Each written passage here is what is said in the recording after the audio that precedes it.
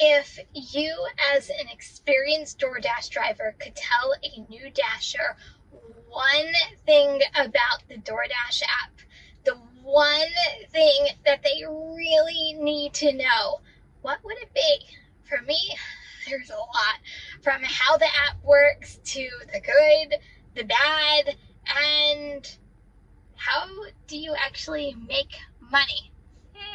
You thought I was going to say ugly, didn't you? But how do I narrow it down just to one? Yeah, I don't, because there's too many, and I'm going to give you 10 things every new driver needs to know about the DoorDash app, and we're going to do it right now. Welcome back. It is Kim from Kimside Money Plans, and I'm here for the RideShare guy. I started in 2018 with the DoorDash app. Pre-pandemic, pre-diamond priority program, pre-multi-apper, and definitely pre-full-time gig worker. I've seen the app change so many times that I can't count. Well, that's just being dramatic. That's not right. I've seen it change so much it can make my head spin. No, that's not right either. Even though it does spin when it glitches due to the constant changing. Let's try this again. I've seen it change more times than not.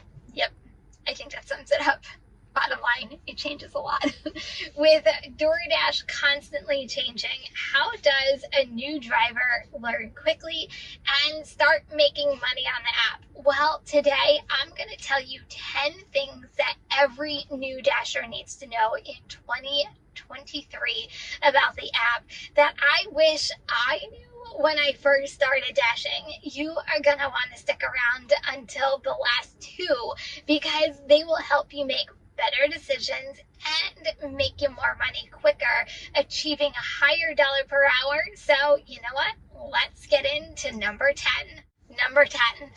What does that little diamond mean? What is the priority program? When you see the diamond, it means that you are receiving an order that is generally $2 or more per mile. When you see a plus sign, DoorDash hides tips because this means your total payout will be greater than what is shown, but you won't know until after the order is completed. I feel like I can do a whole video just on acceptance rates, but here's the short version. You are an independent contractor. You can take or decline any order you want, but DoorDash found a loophole with this program. It is designed for Dashers to take more orders. The higher your acceptance rate, the higher priority you get on the higher paying orders. Do what you think is best for you. Run your business that is going to make you the most amount of money in the shortest amount of time. Number 9, if you are a new driver, make friends with your restaurants and their staff. Know them by name, have them know you by name. If you are waiting, chit chat away and know something about their business, or even something personable that makes them actually remember you. This is so valuable because if restaurants know you, they can get your orders out quicker because they know you personally. And many restaurants give you good inside information.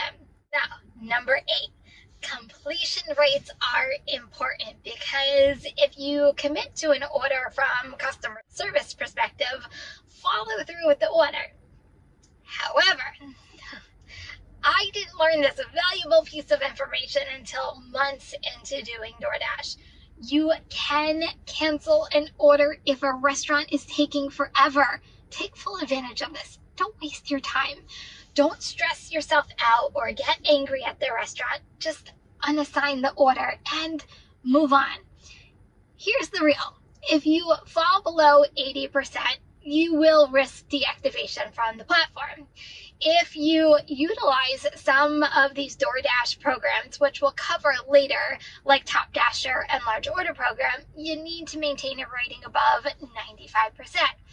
Use your cancellations wisely, but it's okay to cancel. Number 7, DoorDash app glitches a lot.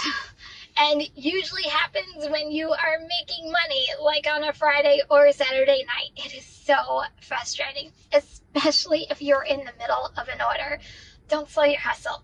Even if you don't multi-app, always have another app you can use as a backup, whether it's Uber Eats, Grubhub, Instacart, Spark, etc. You get the point.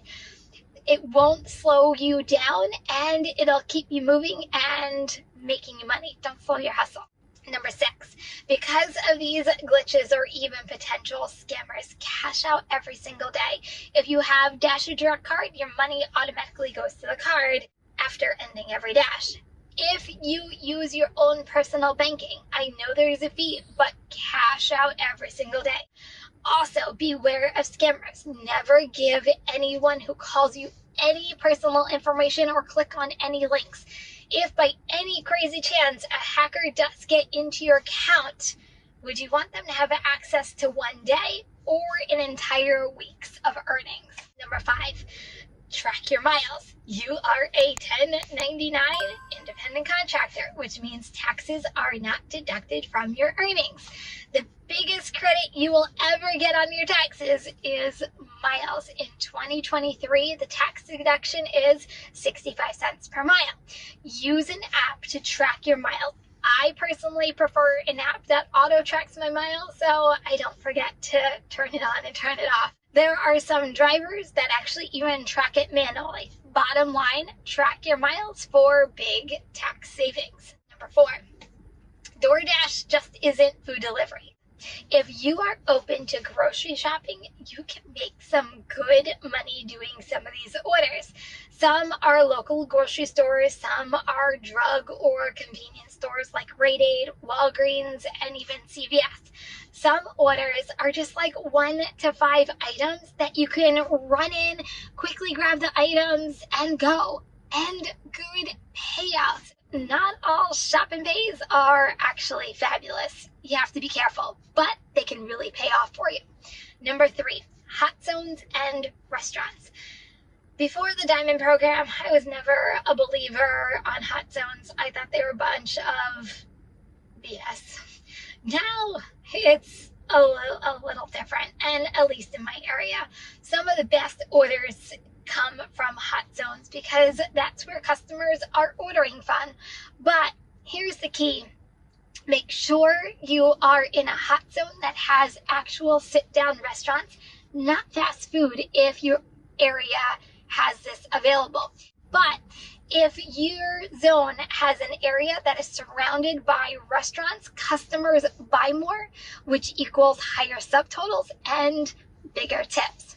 Number 2, DoorDash has programs designed to help drivers make more money, which I didn't learn about this years later. Some come at a high cost of acceptance rates, but when you use them all together and in combination, they might just make you some home run orders. What programs am I really talking about? First is the pizza bag program. There are no metric requirements, but you need to submit a picture of a pizza bag. Once you do, DoorDash gives you priority on pizza orders, which can have bigger payouts. Next is a large order program. You have to be invited by DoorDash to apply for the program and have to have a customer service rating of 4.7 or higher, completion rate of 95% or higher, 100 deliveries in the last month and 200 lifetime deliveries. But the perk, you get priority on higher paying orders, and best of all, you even get access to catering orders. Next is Top Dasher, which the only benefit is dash now whenever you want, which means you will never have to schedule during the month you're a Top Dasher. But when DoorDash kicks you off the platform, which does happen quite often, by the way, you can get right back on and you can work and have the flexibility of coming and going anytime you want to dash. There are certain metrics though. You have to have a 70% or higher acceptance rate by the last day of the month, plus 95% completion rate, 4.7 or higher customer service rating, 100 deliveries in last month and 200 lifetime delivery. Finally is the Diamond program, which was mentioned before. If you can get on one or multiple amounts of these programs, it gives you one step up from other dashers in your area. You have all four, your priority to higher paying orders increases, and you can potentially make more money, a higher dollar per hour in a quicker amount of time.